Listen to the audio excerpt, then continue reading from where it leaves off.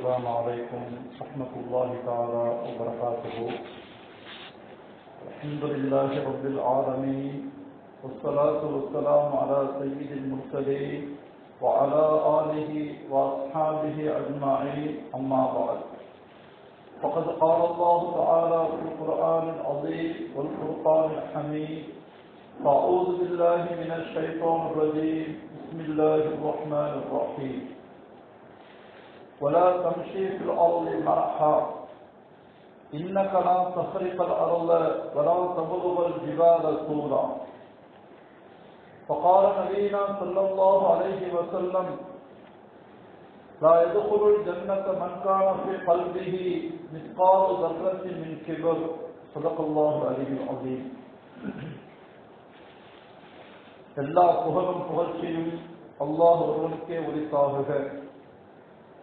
சலாத்தும் சலாமும் அருமை நாயகம் ரசூலை கரீம் ஸல்லல்லாஹு அலைஹி வஸல்லம் அவர்கள் மீதும், அன்னார்களின் சத்திய வாழ்வை பின்பற்றி வாழ்ந்த உத்தம சத்திய சஹாபாக்கள், தாபிஈன்கள், தபா தாபிஈன்கள், சுஹதாக்கள், சாலிஹீன்கள், நாதாக்கள், நல்லடியார்கள், குறிப்பாக உலகில் வாழக்கூடிய முஸ்லிமான ஆண் பெண் அனைவர் மீதும் அல்லாஹுடைய அன்பும் அருளும் என்றென்றும் நிறைவாக உண்டாவதாக.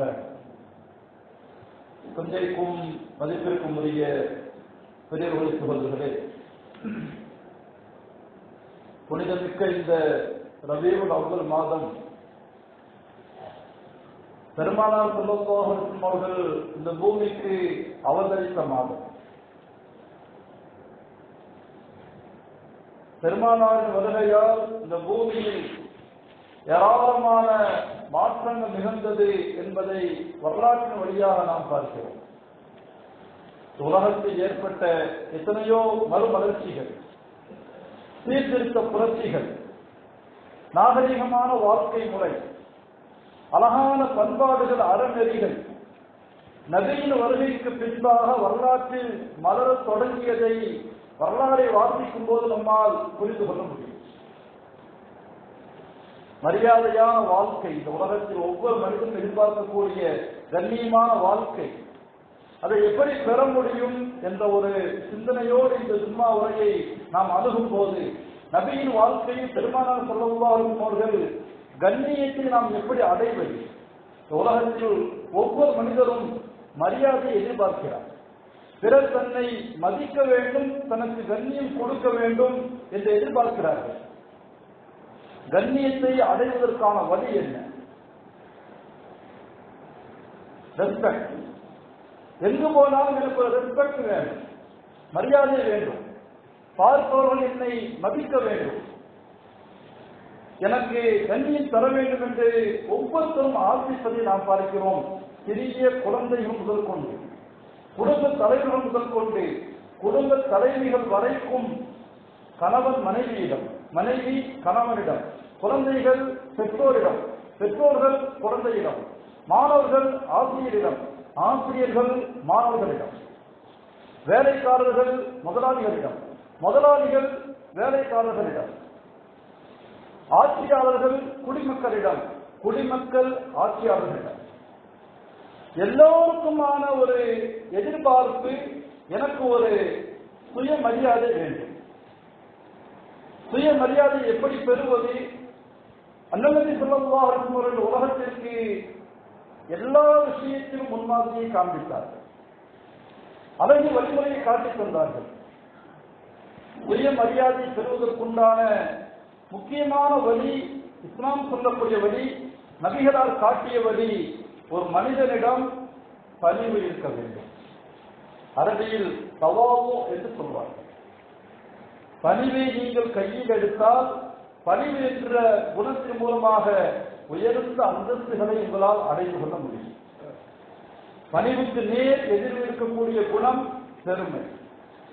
பெருமையை ஒரு மனிதன் விட்டொழித்து தவாவு என்ற பணிவை மேற்கொள்ளும் போது அவருடைய வாழ்க்கையில் பல்வேறு அந்தஸ்துகளை, உயர் பொறுப்புகளை, பதவிகளை அவரால் அடைந்து கொள்ள முடியும் என்பது நபிகளாரின் வாழ்க்கையை சொல்லக்கூடிய பாடம். பெருமானார் ஸல்லல்லாஹு அலைஹி வஸல்லம் அவர்களை புனித மிஅராஜ் பயணத்திற்கு நான் அழைத்து சென்றேன் என்று அல்லாஹ் சொல்ல வரும்போது நபி என்று சொல்லவில்லை, ஸல்லல்லாஹு அலைஹி அவர்களை ரசூல் என்று சொல்லவில்லை. ஹபீப், அல்லாஹ்விற்கு பிரியமான நபி. உலகத்தில் நபிமார்கள் அல்லாஹ்வால் தேர்வு செய்யப்பட்டவர்கள், அதிலும் ரொம்ப ஸ்பெசிபிக் பெருமானார் ஸல்லல்லாஹு அலைஹி அவர்கள். ஆனால் அப்படிப்பட்ட தனக்கு பிரியமான நபியை பற்றி அல்லாஹ் சொல்லும் போது அஸ்ரா பி அப்திஹி, தன் அடியாரை இரவில் சொற்ப நேரத்தில் அவன் அழைத்து சென்றான் என்று பெருமானாரை தன் அடிமை என்று அல்லாஹ் சொல்கிறார். கால்கள் வீங்கும் அளவிற்கு பெருமானார் ஸல்லல்லாஹு அலைஹி அவர்கள் அன்னை ஆயிஷாவுடைய வீட்டிலே தொழுது கொண்டிருந்தார்கள். வைத்தோர் தொழுது கொண்டிருந்த போது நபிய நாயகமே ஹத்தா தவாரமத் ரிஜ்லாஹு, கால்கள் வீங்கும் அளவிற்கு நீங்கள் தொழ வேண்டிய அவசியம் என்ன?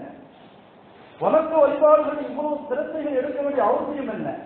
அல்லாஹ் நீங்கள் முன்பின் செய்த பாவங்களை கூட மன்னித்து விட்டதாக குர்ஆனில் சொல்லி காண்பிக்கிறானே.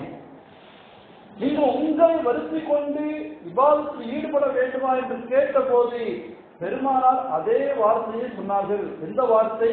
அல்லாஹ் சொன்ன அந்த அபுது என்ற வார்த்தை. அம்மலா கூற அப்தல் ஷக்கூரா, நான் என் ரப்புக்கு நன்றி செலுத்தி அடியானாக ஆக வேண்டாமா என்று கேட்டார். அல்லாஹ் என்னை மனிதனாக, நபியாக, ரசூலாக, குர்ஆனை பெறுவதற்கு தகுதியுள்ளவனாக எத்தனையோ அந்தஸ்துகளை அல்லாஹ் எனக்கு வழங்கி இருக்கிறான். நான் அவனுக்கு நன்றியுள்ள அடியானாக இருக்க விரும்புகிறேன். அதில் சின்ன சின்ன சிரமங்கள் இருந்தால் கூட பரவாயில்லை, அதை நான் ஏற்றுக்கொள்ள தயாராக இருக்கிறேன். ஸல்லல்லாஹு அலைஹி அவர்கள் இரவின் பெரும் பகுதியை இபாதத்தில் கழிப்பார்கள். நபியின் வாழ்க்கையில் பணிவு. ஹிஜ்ரி 8ஆம் ஆண்டு தான் பிறந்த மக்கமா நகரம் ஒரு கட்டத்தில் இனிமேல் மக்காவில் வாழ முடியாது என்ற ஒரு நெருக்கடி, இனிமேலும் இந்த பூமியில் வாழ்ந்தால் நிச்சயமாக பெருமானாருடைய உயிருக்கு ஆபத்து என்ற ஒரு சூழல் வந்த போது நபி ஸல்லல்லாஹு அலைஹி அவர்கள் அந்த ஊரை விட்டும் செல்லக்கூடிய ஒரு நிர்பந்தம் ஏற்பட்டது. ஹிஜ்ரத் என்ற பயணத்தை அல்லாஹ்வுடைய கட்டளைக்கு அவர்கள் தொடங்கினார்கள். கிட்டத்தட்ட அது ஒரு மக்காவில் இருந்து தன்னை காப்பாற்றிக் கொள்வதற்காக மதீனாவிற்கு போன பயணம் என்று கூட சொல்லலாம். அப்படி சென்ற பிறகு எத்தனையோ முஸ்லிம்கள் மக்காவில் இஸ்லாத்தின்படி, இஸ்லாமிய சட்டங்கள் படி வாழ முடியவில்லை என்று மனம் வெதும்பி அவர்கள் ஊரை காலி செய்து போனார்கள். சொத்து பத்துக்களை விட்டுவிட்டு, தன் அடிமைகளை விட்டுவிட்டு, இவ்வளவு காலம் வாழ்ந்த தன்னுடைய முன்னோர்கள் மூதாதைகளுடைய பிரியமான ஊரை விட்டுவிட்டு, துறக்க மனசு இல்லாமல் துறந்து விட்டு அவர்கள் மதீனாவிற்கு, அபிசீனியாவிற்கு என்று படையெடுத்து போனார்கள், கிளம்பி போனார்கள். ஹிஜ்ரி 8ஆம் ஆண்டு வரலாறு அப்படியே திரும்புகிறது. பெருமானார் ஸல்லல்லாஹு அலைஹி அவர்கள் ஒரு முழு அரசியல் பலத்தோடு மைனாரிட்டியாக இருந்த பெருமானார் மக்காவிலிருந்து கிளம்பி மதீனாவிற்கு சென்ற பிறகு கொஞ்சம் கொஞ்சமாக அவர்களுக்கு வலு ஏறியது, பலம் ஏறியது, சக்தி ஆற்றல் கூடியது. ஒரு கட்டத்தில் மெஜாரிட்டியாக மாறினார்கள். மதீனாவிலே மெஜாரிட்டி முஸ்லிம்கள், ஆட்சி முஸ்லிம்களிடம், எல்லாம் முஸ்லிம்களிடம். அங்கே யூதர்கள் இருந்தார்கள், கிறிஸ்தவர்கள் இருந்தார்கள், நெருப்பை வணங்கக்கூடிய மஜூசிகள் இருந்தார்கள், முஷ்ரிக்குகள் இருந்தார்கள், சிலைகளை வணங்கக்கூடிய முஷ்ரிக்குகள் இருந்தார்கள். ஆனாலும் முஸ்லிம்கள் தான் மெஜாரிட்டி. முஸ்லிம்களின் மீது அங்கு யாரும் எதுவும் செய்திட முடியாது. ஒரு ரகசிய திட்டம் தீட்டி மக்காவின் மீது பெருமானார் ஸல்லல்லாஹு அலைஹி அவர்கள் ஹிஜ்ரி 8ஆம் ஆண்டு ஒரு திடீர் படையெடுப்பு, ஒட்டுமொத்த மக்கமா நகரம் பெருமானாரின் கைகளுக்கு கீழே வந்தது. ஒரு அரசர் ஒரு நாட்டை பிடிக்கும் போது அந்த ஒட்டுமொத்த நாடுடைய கைக்கு கீழே வந்தால் என்ன ஆகும்? அவருடைய படைகள் அந்த நாட்டை சின்னாபின்னமாக்குவார்கள், சிதைத்து விடுவார்கள். பெண்களை எல்லாம் கைதிகளாக ஆக்கி, மரங்களை எல்லாம் வெட்டி எரித்து, கட்டிடங்களை இடித்து, ஊரே அந்த நாடு ரணகலமாகிவிடும். ஆனால் பெருமானார் ஸல்லல்லாஹு அலைஹி அவர்கள் மக்காவை ஒரு முழு பலத்தோடு கைப்பற்றிய போது எந்த அசம்பாவிதமும் நடக்கவில்லை. கட்சியின்றி, இரத்தமின்றி அந்த புனித மக்கமா நகரம் வெற்றி கொள்ளப்பட்டது. புனித காபத்துல்லா பெருமானாரின் ஆளுகைக்கு கீழே வந்தது. 360 சிலைகளை வைத்து வணங்கிக் கொண்டிருந்தார்கள். எல்லாவற்றையும் தட்டி சுத்தப்படுத்தி புனித காபாவை ஸல்லல்லாஹு அலைஹி வஸல்லம் ஏக இறைவனாகிய அல்லாஹ்வை மட்டும்தான் இங்கு வணங்க வேண்டும் என்ற அந்த ஏகத்துவ ஒளியை அந்த மக்கமா நகருக்கு அவர்கள் அன்றைய தினம் பாய்ச்சினார்கள். அங்கு வாழ்ந்த காவிர்கள், குறிப்பாக குறைஷிகள், பெருமானாரின் குடும்பத்தார்கள், இஸ்லாத்திற்கு மிகப்பெரிய இடையூறாக இருந்தவர்கள் குறைஷிகள். அபூஜஹல் யாரு? குறைஷி வம்சத்தை சேர்ந்தவர். காலித் பின் வலீத் ஒரு கட்டத்தில் காபிராக காலித் பின் வலீத் யாரு? குறைஷின் ஒரு கிளை குடும்பத்தை சேர்ந்த மஹ்சூமி கிளையை சேர்ந்தவர். அபூ சுஃபியான் யாரு? ரசூலுல்லாஹ்வுடைய மாமனார், குறைஷி வம்சத்தை சார்ந்தவர். அபூ லஹப் யாருங்க? ரசூலுல்லாஹ்வுடைய பெரிய தந்தை, குறைஷி இனத்தை சார்ந்தவர். இஸ்லாத்திற்கு மிகப்பெரிய அச்சுறுத்தலாக இருந்தவர்கள் அன்றைக்கு குறைஷிகள் தான். ஆனால் பெருமானார் ஸல்லல்லாஹு அலைஹி வஸல்லம் அந்த குறைஷிகளை, மக்கத்து காபிர்களை மன்னித்தார்கள் என்பதல்ல, பொது மன்னிப்பு வழங்கினார்கள். நீங்கள் விரும்பினால் இஸ்லாத்தை ஏற்றுக்கொள்ளலாம். நான் தஸ்லீம அலைக்கும் யௌம், இன்றைய தினம் உங்கள் மீது நான் பழிவாங்கும் நடவடிக்கை எடுக்க தயாராக இல்லை, அந்த எண்ணம் எனக்கு இல்லை என்று ஒரு ஓபன் ஸ்டேட்மெண்ட் பெருமானார் விடுத்த பிறகுதான் அந்த மக்கத்து மக்களுக்கு அமைதியே வந்தது, நிம்மதியே வந்தது. ஏனென்றால் அவர்கள் முஸ்லிம்களுக்கு எதிராக இழைத்த கொடுமையில் ஏராளம். ஒரு சுமையாவை அபூஜஹல் கொன்றான். சுமையாவுடைய கணவர் யாசரை 2 பேரையும் கொடூரமாக கொன்றான். கணவன் மனைவி. என்ன காரணம்? எந்த காரணமும் இல்லை, ஈமானை ஏற்றுக்கொண்ட ஒரே காரணம். பிலால் ரலியல்லாஹு அன்ஹு கடும் பாலைவன வெயிலில் கடுமையான சித்திரவதைகளுக்கு உள்ளாக்கப்பட்டார்கள். என்ன காரணம்? அவர் என்ன தவறு செய்தார்? எந்த தவறும் செய்யவில்லை. அவர் செய்த ஒரே தவறில் அல்லாஹ்வை தன் ரப்பாக ஏற்றுக்கொண்டார். அந்த ஈமானை விட சொன்னார்கள், அவர் விட மறுத்தார். கடுமையான சித்திரவதைகளுக்கு அவர் உள்ளாக்கப்பட்டார். அம்மா ரலியல்லாஹு அன்ஹு சுமையா யாசிரை கொன்று முடித்தவர்கள் அவர்களுடைய மகன் அம்மாரையும் விடவில்லை, அவரை கைதியாக பிடித்து அணுவணுவாக சித்திரவதை செய்தார். ஈமானை விடு, இஸ்லாத்தை விடு. எத்தனையோ முஸ்லிம்கள் இப்படி சிரமங்களை அனுபவித்தார்கள். ஹபாப் ரலியல்லாஹு அன்ஹு, ஹுபைப் ரலியல்லாஹு அன்ஹு, பெரும் பெரும் சஹாபாக்கள் வரலாற்றிலே இன்றைக்கு அவருடைய வாழ்க்கை பொன்னெழுத்துக்களால் பொறிக்கப்பட்டிருக்கிறது. ஈமானுடைய விஷயத்தில் எந்த ஒரு சமரசத்துக்கும் நாங்கள் இடம் தர மாட்டோம் என்ற ஒரு உறுதியான கோட்பாட்டில் நிலையாக இருந்தார்கள். கொள்கை குன்றாக திகழ்ந்த ஹுபைப் ரலியல்லாஹு அன்ஹு அதன் காரணமாகவே கொலையும் செய்யப்பட்டார். பெருமானார் ஸல்லல்லாஹு அலைஹி வஸல்லம் அவர்கள் ஒரு ராஜ பலத்தோடு மக்காவை கைப்பற்றிய அந்த நேரத்தில் தங்கள் சமூகத்தின் ஏராளமான நபர்களை அநியாயமாக கொன்ற கொடூரர்கள் அன்றைக்கு மக்காவில் உயிரோடு இருந்தார்கள். இஸ்லாத்தின் ஆகப்பெரிய எதிரியாக கருதப்படும் அபூஜஹலின் மகன் இக்ரிமா உயிரோடு இருந்தார். அபூ சுஃபியான் உயிரோடு இருந்தார். யாரையும் பெருமானார் கொல்லவில்லை, பழிவாங்கும் நடவடிக்கைகளை அவர்கள் முன்னெடுக்கவில்லை. எல்லோருக்கும் மன்னிப்பு. கிட்டத்தட்ட ஒரு பரிவான ஒரு சூழலை ஸல்லல்லாஹு அலைஹி வஸல்லம் மக்கமா நகருக்கு மேற்கொண்டார்கள் என்று நாம் பார்க்கிறோம். வரலாற்றில் இப்படி ஒரு நிகழ்வுகளை உங்களால் பார்க்கவே முடியாது.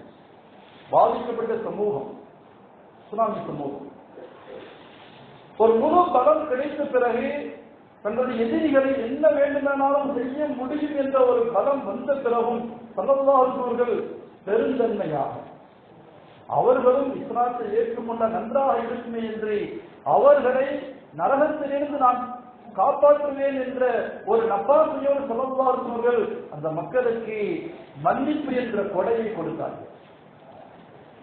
இதனால் எத்தனையோ நல்ல விளைவுகள் ஏற்பட்டது. அபூ சுஃபியான் இஸ்லாத்தை ஏற்றுக்கொண்டார்.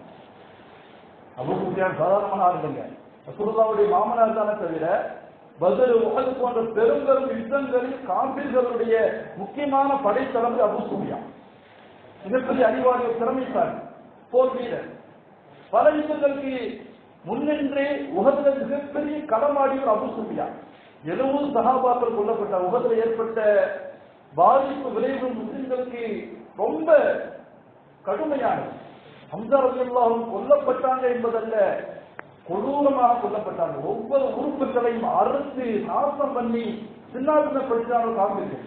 இந்த உடலை பார்க்க கூட முடியல. அப்படியே மூட்டையாக கட்டி வச்சிருந்தாங்க. அந்த அளவுக்கு உஹதுடைய போர்க்களத்தில் காபிர்களுடைய தாண்டவம் வெளியாட்டம்.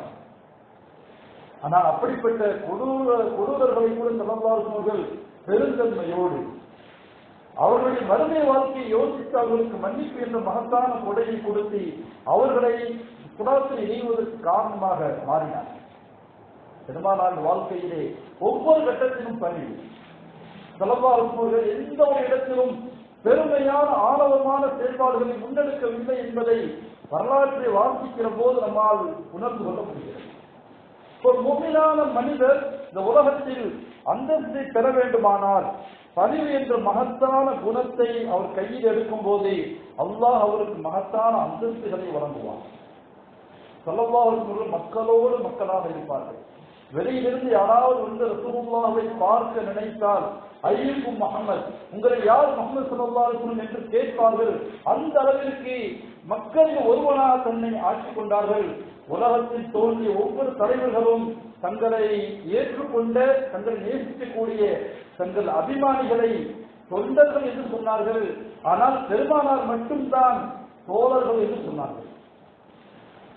என்னை ஏற்றுக்கொண்டவர்கள், என் மீது நம்பிக்கை வைத்திருப்பவர்கள், நான் சொல்லக்கூடிய வார்த்தைகளை உண்மை என்று நம்பி அதை பின்பற்றக்கூடிய மக்கள் சஹாபாக்கள். சஹாபா என்றால் என்ன அர்த்தம்? தோழர் என்று அர்த்தம். எல்லோரும் என்னுடைய தோழர்கள், யாரும் தொண்டர்கள் கிடையாது. உலகத்தில் பெருமானாரை போன்றி ஒரு தலைவரை, நேசிக்கப்பட்ட ஒரு தலைவரை எந்த ஒரு இடத்திலும் எந்த ஒரு நாட்டிலும் உங்களால் பார்க்கவே முடியாது. சஹாபாக்கள் பெருமானாரை நேசித்த விதம் அணு அணுவாக நேசித்தார்கள். பெருமானாரின் உயிரை காப்பதற்காக எந்த எல்லைக்கும் செல்வதற்கு அவர்கள் தயாராக இருந்தார்கள். வரலாறு முழுக்க நிறைய சம்பவங்கள் நிறைந்து காணப்படுகிறது.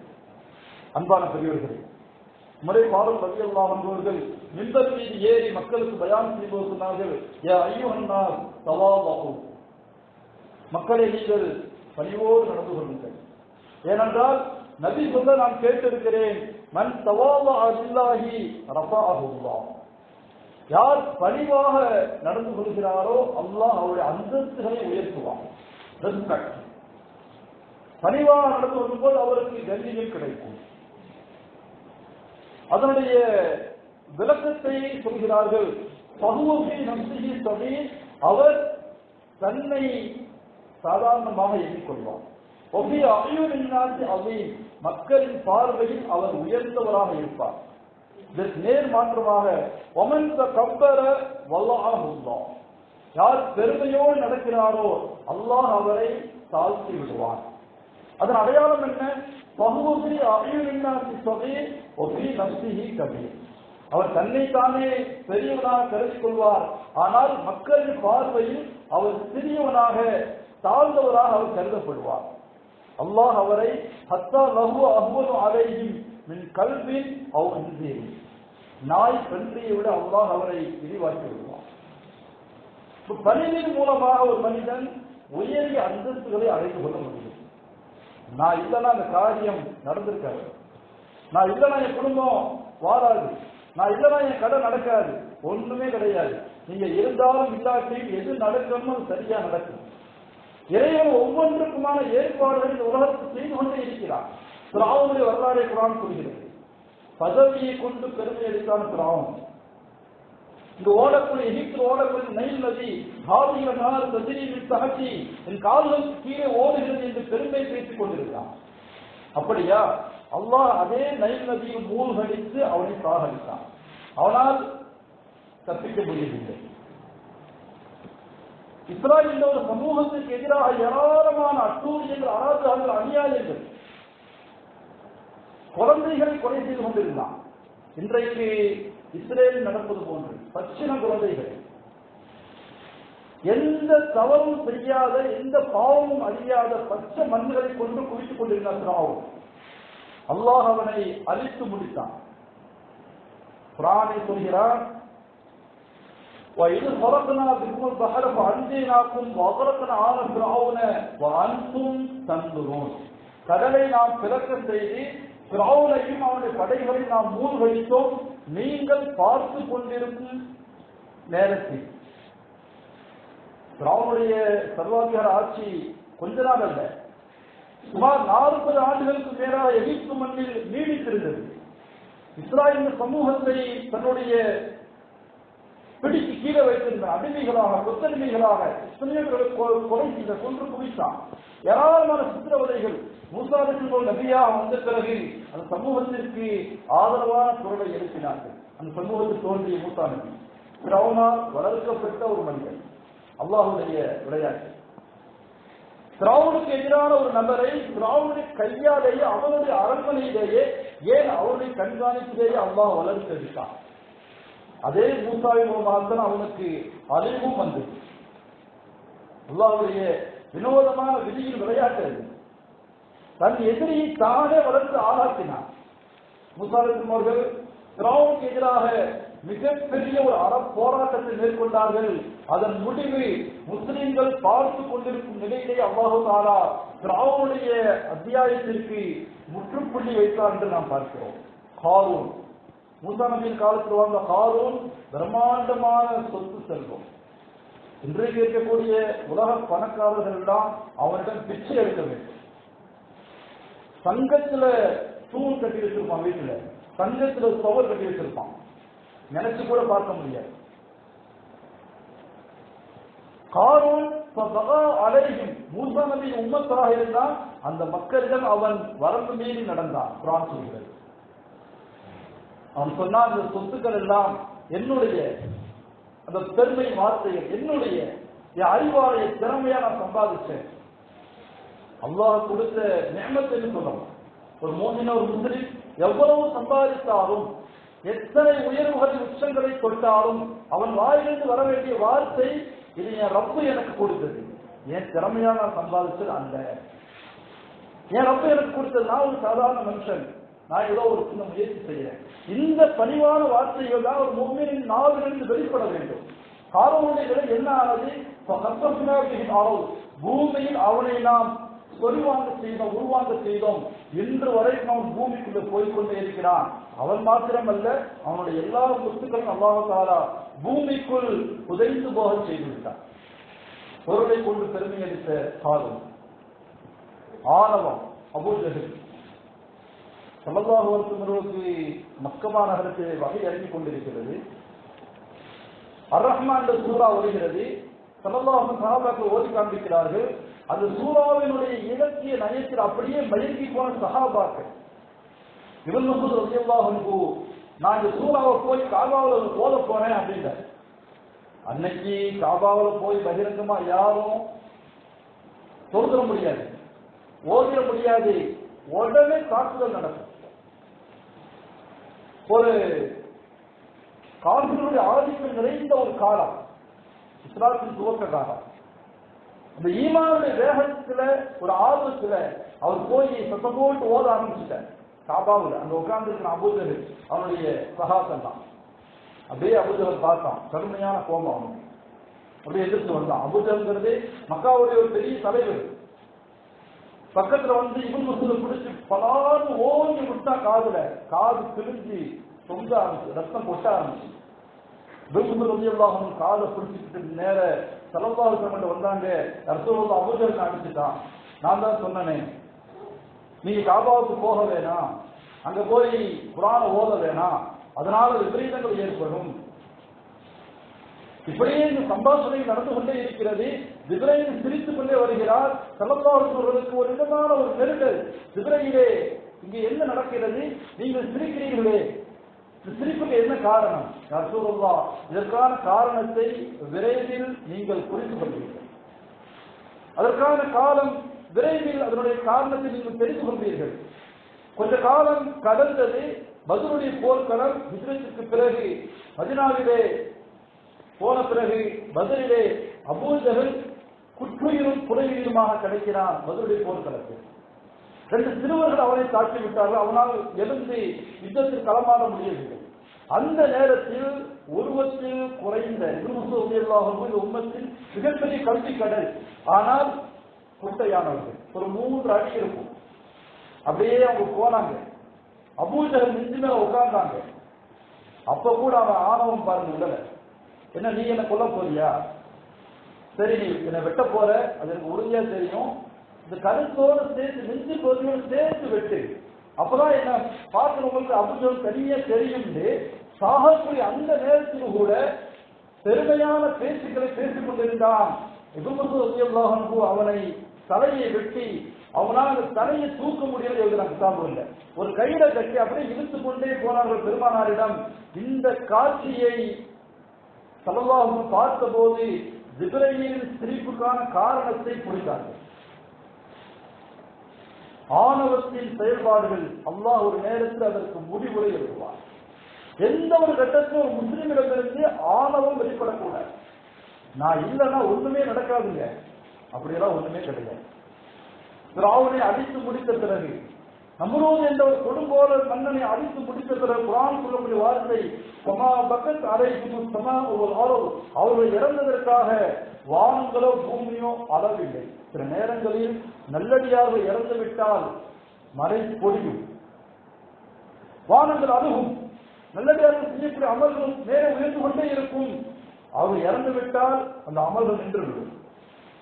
அந்த துக்கத்தை வெளிப்படுத்தக்கூடிய முகமாக பல நேரங்களில் பல நல்லடியார்களின் ஜனாசாக்களில் மலைகள் பொழிந்திருக்கிறது, வானங்கள் அழுந்திருக்கிறது. இந்த கொடியவர்கள் இறந்த போது வானம் பூமி அளவில்லை என்று அல்லாஹ் தஆலா இந்த வரலாறை கோடிட்டு காண்பிப்பதை நாம் பார்க்கிறோம். அன்பான பெரியவர்களே, குர்ஆனிலே வலா தம்ஷி ஃபில் அர்தி மரஹா, பூமியில் நீங்கள் பெருமையோடு நடக்காதீர்கள், அப்படி நடப்பதால் பூமியை உங்களால் பிளந்து விட முடியாது. இன்னக்கலன் தசரிக்கல் அருக வலன் தபுலுவல் ஜிபால தூரா, மலைகளில் உச்சத்திற்கு உங்களால் போகவும் முடியாது. சுகுமார் அலிஸ்வரனை மனசு செய்த எத்தனையோ அருமையான உபதேசங்கள் அல்லாஹ்வே மெய் மறந்து அந்த உபதேசத்தின் வார்த்தைகளை லுக்மான் என்ற பெயரிலேயே குர்ஆனில் பதிவு செய்திருப்பதை பார்க்கிறோம். தன் மகனை பார்த்து சொன்னார்கள், வலா தம்ஷி ஃபில் அர்தி மரஹா, மகனே பூமியில் நீ பெருமையோடு நடக்காது. உன்னுடைய பெருமையின் காரணமாக மக்களிடம் பேசாமல் முகத்தை திருப்பிக் கொண்டார்கள். எல்லோரிடமும் இயல்பாக யதார்த்தமாக பேசி பலர். பெருமை அளிக்கக்கூடிய ஒவ்வொருவனையும், ஆணவம் கொண்ட கர்வம் கொண்ட ஒவ்வொருவனையும் நிச்சயமாக அல்லாஹ் நேசிப்பதில்லை என்று அற்புதமான உபதேசத்தை தன் மகனுக்கு சொன்னதை அல்லாஹு தஆலா அருள்மறையாம் திருமறையில் சொல்லி காண்பிக்கிறார். ஹஜ்ரத் அலி ரலியல்லாஹு அன்ஹு மிகப்பெரிய அறிவாளி. ஒருத்தர் வந்து கேட்டார், நான் யாருன்னு தெரியுமா? ஓ தெரியுமே.